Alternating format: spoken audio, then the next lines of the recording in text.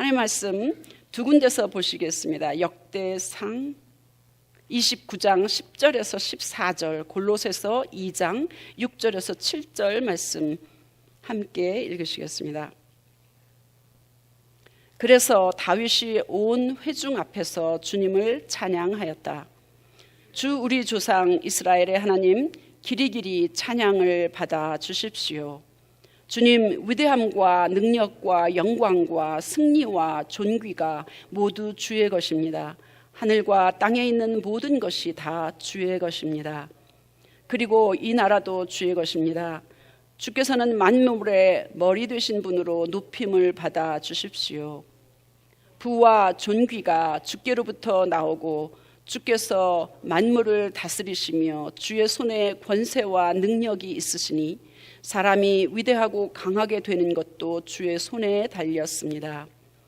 우리 하나님, 우리가 지금 주께 감사하고 주의 영광스러운 이름을 찬양합니다. 제가 무엇이기에, 저희 백성이 무엇이기에 우리가 이렇듯이 기쁜 마음으로 바칠 힘을 주셨습니까? 모든 것을 주께서 주셨으므로 우리가 주의 손에서 받은 것을 주께 바쳤을 뿐입니다. 아멘. 골로새서 2장 6절 7절 같이 읽습니다. 그러므로 여러분이 그리스도 예수를 주님으로 받아들였으니 그분 안에서 살아가십시오. 여러분은 그분 안에 뿌리를 받고 세우심을 입어서 가르침을 받은 대로 믿음을 굳게 하여 감사의 마음이 넘치게 하십시오. 하나님의 말씀입니다. 오늘 말씀의 제목은 감사는 믿음에서 나온다. 감사는 믿음에서 나온다. 하나님의 말씀입니다.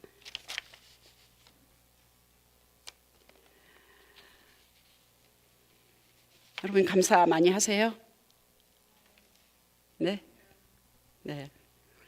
성경에 감사라는 단어가 성경 통틀어서 196번이 나온답니다.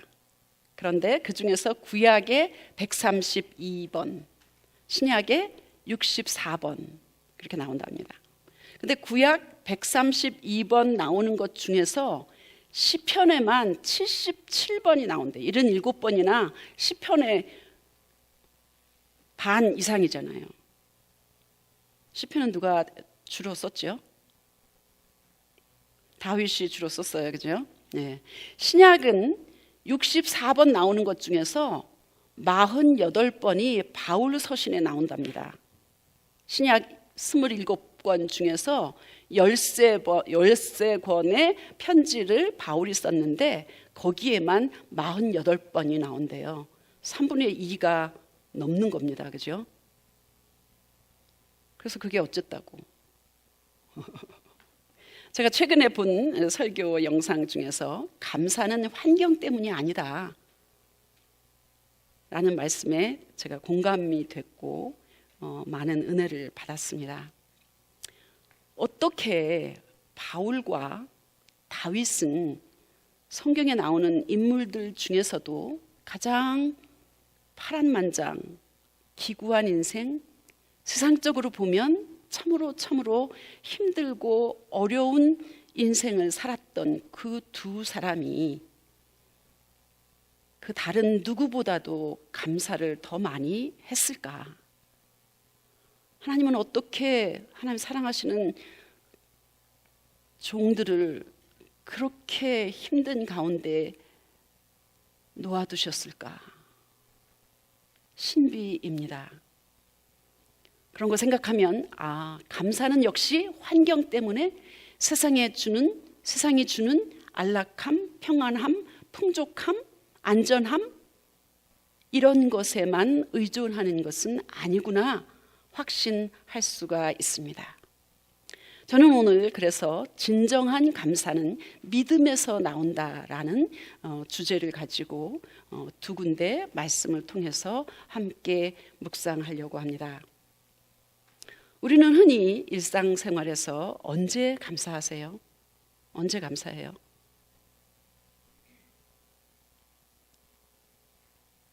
눈이 막 오는 때, 꼭 운전하고 가야 될 때 딱 가고 나서 감사하죠. 가기 전에는 막 하나님 나를 지켜주세요 막 이렇게 하다가 도착해서는 언제 그랬냐나 싶게 그냥 급하니까 딱 차에서 내릴 때도 없지 않아 있습니다. 예. 생각지 않게 좋은 일이 생겼을 때, 계획했던 일들이 잘 풀렸을 때, 그죠? 그런데 이럴 때 물론 감사합니다. 사람에게도 감사하고 하나님 앞에도 감사합니다.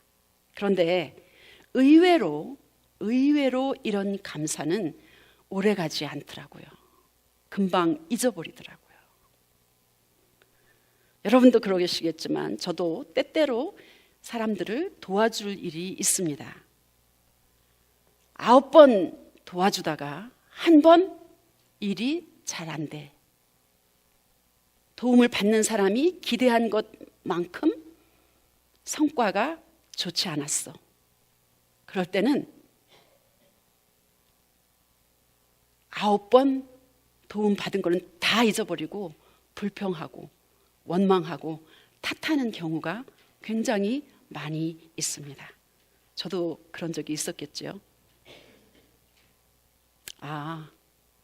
그래서 누구를 도와주는 것은 그 사람을 도와주기도 하는 거지만 주님이 나한테 기회를 주셔서 그런 힘을 주셔서 능력을 주셔서 기술을 주셔서 알게 하셔서 도와주게 하는 거구나.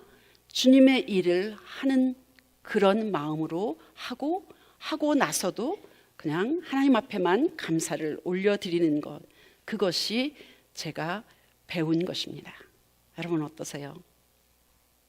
오늘 역대상 29장 말씀에 보니까 다윗은 성전을 건축하기 위해서 이런저런 일들을 계획하고 또 이스라엘 백성들에게 또 많은 그런 금, 은, 세상에서 갓나가는 많은 것들을 받았습니다.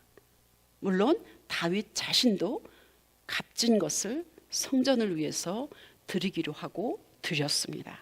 그리고 나서 다윗이 하나님 앞에 찬양하며 감사하는 기도가 오늘 우리가 읽은 그 부분입니다.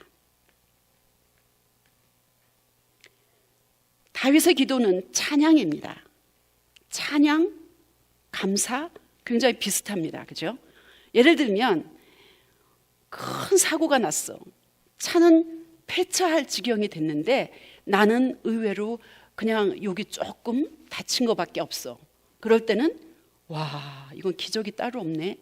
내가 주님 앞에 감사하는 것, 내 편에서 하는 것은 감사입니다. 똑같은 거지만 하나님은 정말 위대하셔. 하나님은 대단하셔.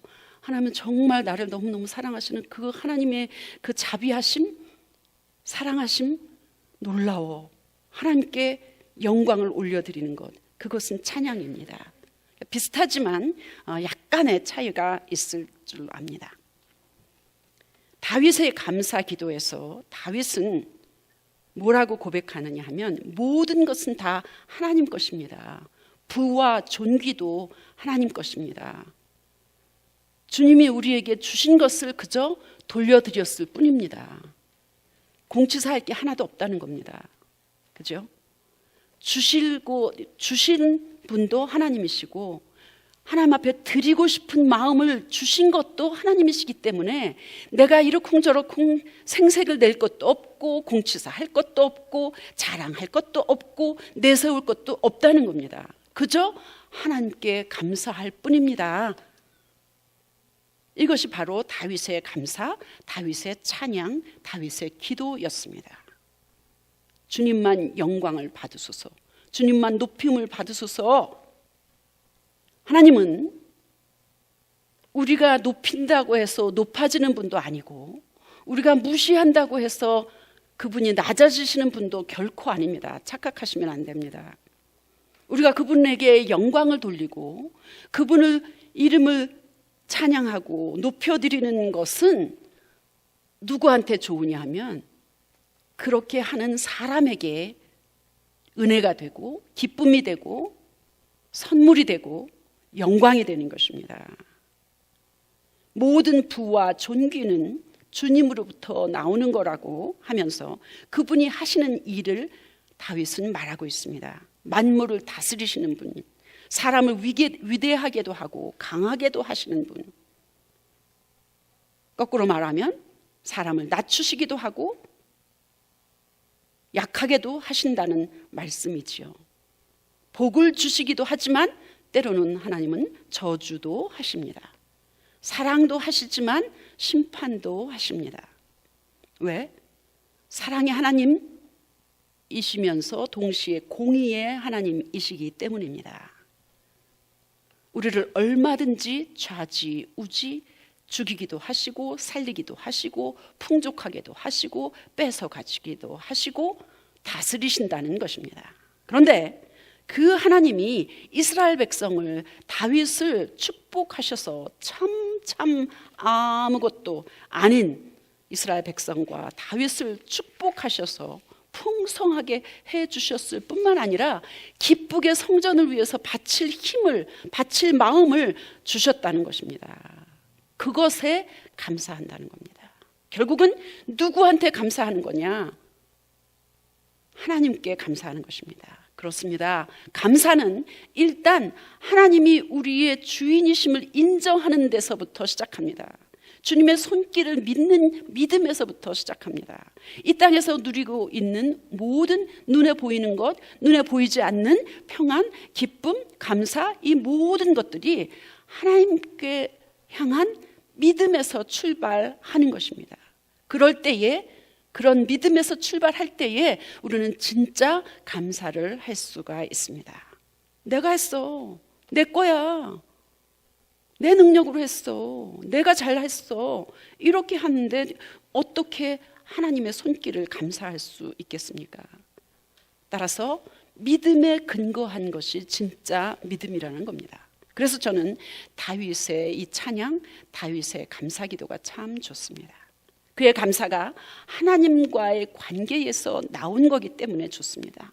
풍성케 하시고 드릴 마음을 주신 그 분도 하나님이시고 그 하나님께 감사를 드리는 그 찬양이 더욱더 좋습니다. 이것보다 더 큰 감사는 하나님 그분 자체에 감사를 하는 것입니다. 누가복음 17장 11절 이하에 보면 예수님이 10명의 나병 환자를 고쳐주신 사건, 우리가 잘 압니다. 10명의 나병 환자를 주님 긍휼히 여기소서 하면서 주님께 나왔을 때에 나올 수 없는 나병 환자였지만 그렇게 했을 때 주님이 10명의 나병 환자를 고쳐주셨습니다. 제사장에게 가서 네가 나은 것을 보여주라. 왜냐하면 나병 환자는 그 당시에 공동체 지역사회에 들어올 수 없었기 때문이었습니다. 돌아가다가 보니까 자기 몸이 완전히 깨끗해진 것, 나은 것을 알았을 때에 10명 중에서 한 명만 예수님께 돌아와서 감사했습니다. 10명 중에서 한 명은 사람 취급도 받지 못했던 사마리아인이었습니다. 예수님은 다른 9명은 어디 있느냐 찾으셨습니다. 그러면서 그 한 명 감사하는 그 사람을 향하여서 너의 믿음이 너를 구원했다, 그렇게 말씀하십니다. 감사는, 치유는 믿음과 관련이 있습니다. 그 믿음은 구원과 연결됩니다. 그래서 감사하는 것은 사람에게 하는 것도 중요하고 하나님께 하는 것도 매우 중요합니다. 잊어버리기 전에 그때 하는 것이 참으로 중요합니다. 아까도 말씀드렸지만 때때로 사람들을 도와줄 기회가 있습니다. 예전에 어떤 가족이 저의 도움을 통해서 여러 가지 기적 같은 일들을 많이 경험했습니다. 예를 들면 미국에서 살 수 있는 그런 스테이터스, 그러니까 체류 신분, 그런 것에서 또 영주권이라든가 이런 거, 그리고 또 의료적인 그런 도움을 받을 수 있는 여러 가지, 그리고 엄청난 금액을 낼 수밖에 없는 상황에서 누군가 만나서 상담하고 나서 아주 작은 금액만 내도 되는 그런 여러 가지 일들을 겪었습니다. 도움을 받았습니다. 그런 일을 통해서 교회도 나오고 성경 공부도 하고 세례도 받았습니다. 가족 전체가. 그때 제가 그분한테 감사한 일이 있을 때 하나님께 감사 헌금을 드리시면 참 좋아요. 그렇게 얘기를 했습니다. 그 당시에는 뭐야? 그걸 해놓고 목사가 교회에다 헌금을 강요하는 거야? 혹시 그렇게 생각했을지 몰라요. 그렇긴 하지만 저는 아무튼 그렇게 이야기를 했는데 그 뒤로 그분은 어떤 크고 작은 감사한 일이 생길 때마다 하나님께 감사하고 그리고 액수와 상관없이 주님 앞에 감사한 내용을 적어서 주님 앞에 올려드리는 그런 습관을 가지게 되었다고 하는 이야기를 들었습니다. 꽤 많이 알려진 어떤 목사님의 이야기를 통해서 저는 과거 내가 받은 것에 대해서만 감사하는 것이 아니라 내가 믿음으로 어떤 기도를 하고 있을 때에 그것에 대해서 미래에 대한 감사를 하는 것도 우리 그리스도인들이 할 일이다라는 것을 이야기하고 싶습니다. 꽤 많이 알려진 목사님이라 이름을 말씀드리면 여러분도 아실지 모르겠습니다. 그분이 어릴 때 아주 가난했고 너무너무 힘든 그런 성장 과정을 겪었다고 합니다. 그 목사님이 초등학교 3학년 때에 아버지는 일찍 집을 나가셨는지 안 계셨고 4살 아래인 남동생 하나와 단칸방에서 엄마하고 지냈다고 합니다. 초등학교 3학년 때 어머니가 비 오는 어느 날 시장에 갔다가 발이 미끄러지면서 솔솔 그냥 펄펄 끓는 그 기름 그게 넘어지면서 온 몸을 아주 깊은 화상을 입었다고 합니다. 지금 같으면 보험이 잘 되어 있어서 보험회사에서 이러쿵저러쿵 하면서 치료를 받았을 텐데 그 당시에는 그런 게 없었나 봅니다. 그래서 그 단칸방에서 그냥 화장실도 못 갈 정도로 온 몸에 곪고 냄새나고 통증이 심하고 신음소리와 막 이런 걸 보면서 그 아들이 그 목사님이 되신 그분이 자랐다고 합니다. 자살 시도를 2번 했지만 잘 안 됐고 학교 가는 날보다는 안 가는 날이 더 심했고 말이 없어졌고 친구도 없었고 누군가 자기보다 행복해 보이면 대놓고 폭력을 하는 그런 반항적인 그런 아이가 됐다고 합니다. 그러다가 중학교 2학년 때에 학교 친구도 아니지 그냥 자기를 초청해서 오늘 딱 한 번만 우리 교회 같이 가자 그렇게 얘기를 했다는 겁니다. 그래서 자기는 생각도 없었고 관심도 없었지만 그냥 따라갔답니다. 거기 가니까 아마 중학생들 모임이었던 것 같은데 몇십 명 모인 그 자리에서 환영하는 그런 노래를 불러주고 박수를 치면서 환영을 했답니다. 그리고 무슨 공책인지 뭔지 그런 선물을 받았답니다.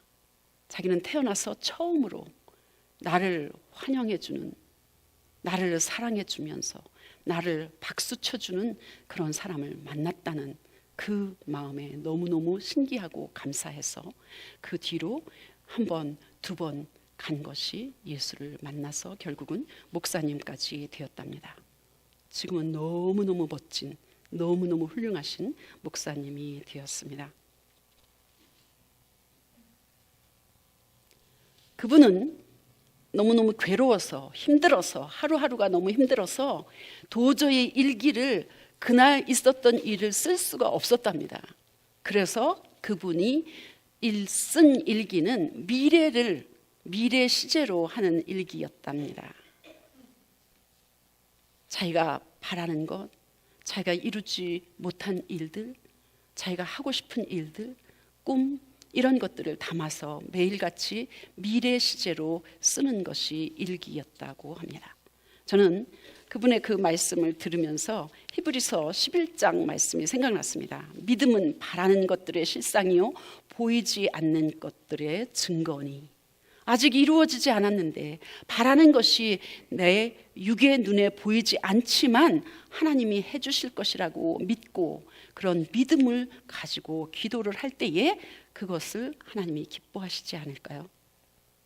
미리 하는 감사는 성경에도 나와 있는데 그 중에서 특히 예수님도 하신 것으로 기록되어 있습니다. 어느 목사님이 설교에서 인용한 성경 말씀을 제가 또 지금 인용하려고 합니다. 죽은 나사로를 살리셨을 때 요한복음 11장 41절에 보니까 아버지 내 말을 들어주신 것을 감사드립니다. 아직 이루어지지 않았는데, 아직 살아나지 않았는데 예수님은 미리 감사하셨습니다. 또 오병이어의 기적을 행하시기 전에도 요한복음 6장 11절에 예수께서 빵을 들어 감사를 드리신 다음에, 감사를 먼저 드리신 다음에 사람들에게 나누어 주셨습니다. 기록하고 있습니다. 지난 일에 대해서 우리는 분명히 감사해야만 합니다. 지금 우리가 처한 상황에 대해서 분명히 감사해야 합니다. 그러나 미리 감사하는 것, 믿음으로 하는 것, 그것이 또한 감사일 것입니다. 현재 여러분 상태에 여러분 감사하십니까? 불만스러우십니까? 환경과 관계없이 여러분의 마음이 평안하십니까? 바울은 오늘 본문에서 그리스도의 평화가 여러분의 마음을 지배하게 하라고 권하고 있습니다. 이 평화는 하나님이 우리를 한 몸으로, 교회의 한 공동체로 하나 되게 하기 위해서 우리를 부르셨기 때문에 우리가 감사하는 것입니다. 하나님이 여러분을 우리 교회로 부르셨습니까? 하나님이 여러분을 먼저 하나님에게 부르셨습니까? 그것은 놀라운 축복입니다. 하나님이 나를 많고 많은 사람 중에서 바로 나를 부르셨다는 게 얼마나 감사합니까? 특히 예수님의 몸인 교회, 신앙 공동체로 부르셨다는 게, 그리고 나서 하나님의 말씀이 우리 삶 속에서 적용할 수 있도록 말씀을 듣고 전하고 읽고 깨닫는 것, 감사한 일 아니겠습니까? 이것을 하나님은 찬양하라고 말씀하십니다. 그래서 하나님이 주시는 그 힘으로, 은혜로, 말과 행동으로 삶을 살 수 있도록, 그래서 감사하라고 이야기합니다.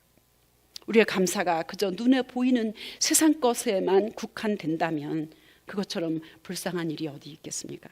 하나님과의 관계, 그분을 우리가 삶의 주인으로 믿는 믿음부터 우리의 감사는 시작해야 할 것입니다. 그분이 우리에게 뭔가를 주셔서 감사합니다. 뭔가를 잘되게 해주셔서 감사합니다. 그것도 분명히 감사입니다. 그런 일들이 많이 있기를 축복합니다. 그러나 때로는 고난이 온다 할지라도 그 고난을 통하여서 숨어있는 하나님의 놀라우신 은혜를 깨닫는다면 그것은 성숙한 믿음일 것입니다. 그럴 때에 불평하고 원망하는 것이 아니라 오히려 하나님께서 하실 일들을 바라보면서 미리 감사하는 것, 그것이 우리의 믿음이 아닐까 싶습니다.